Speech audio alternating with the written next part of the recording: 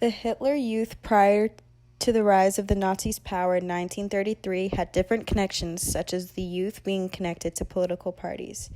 They were taught a form of discipline and what it means to fight for their country.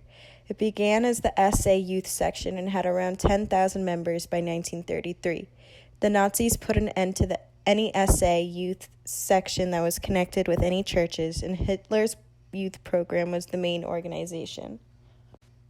The Nazis enforced discipline among the youth to prepare them for joining the German army in the future. The Nazis incorporated the focus on indoctrination to educate the youth about the beliefs that the Nazis wanted them to evolve into believing.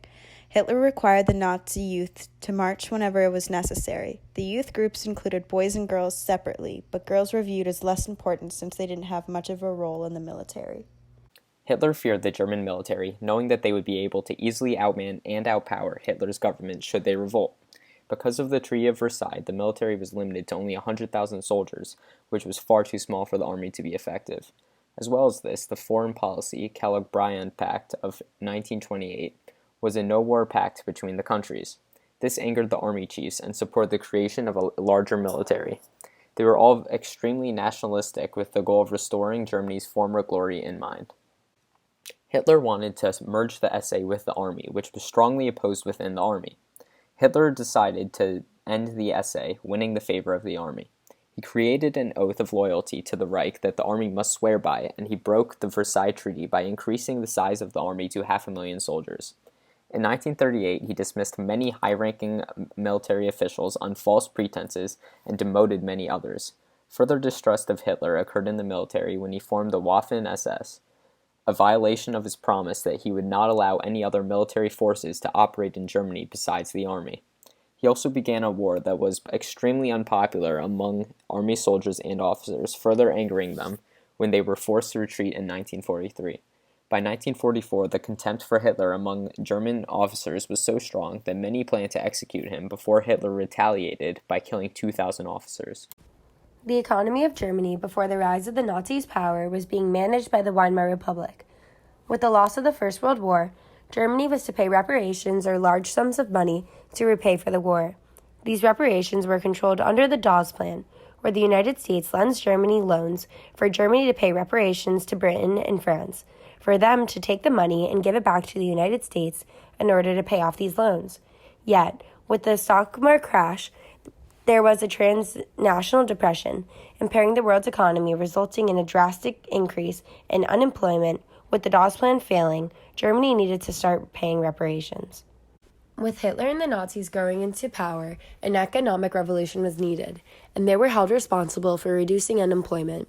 To do this, the Nazis accessed private firms for programs like housing and road building.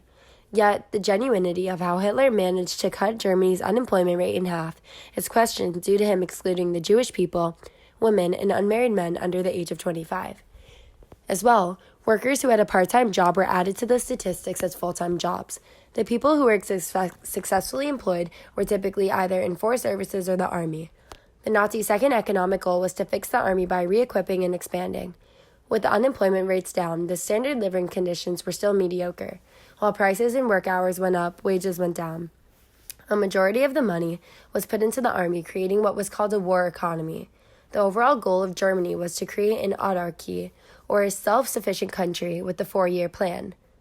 Hitler wanted Germany in the span of 4 years to become completely independent of foreign countries, since Germany can produce whatever they need themselves. The autarky used Ersatz, material or artificial substitutes to produce large quantities of items like oil and rubber, which foreshadows Hitler wanting to invade other countries for new supplies like wheat.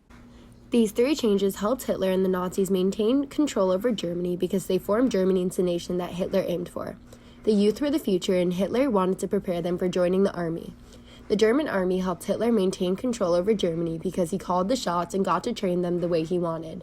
Hitler had power over the army, and they had to follow his rules.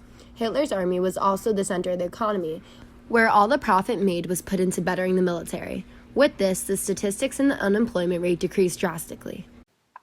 Out of the 3 categories, the German economy was the most important factor to maintain Nazi control over Germany. Hitler had many ideas for bettering the future state of Germany, and a major step towards his goals was to boost the economy through employment. With the Treaty of Versailles, Germany had their army reduced to 100,000 soldiers, which was unacceptable to Hitler.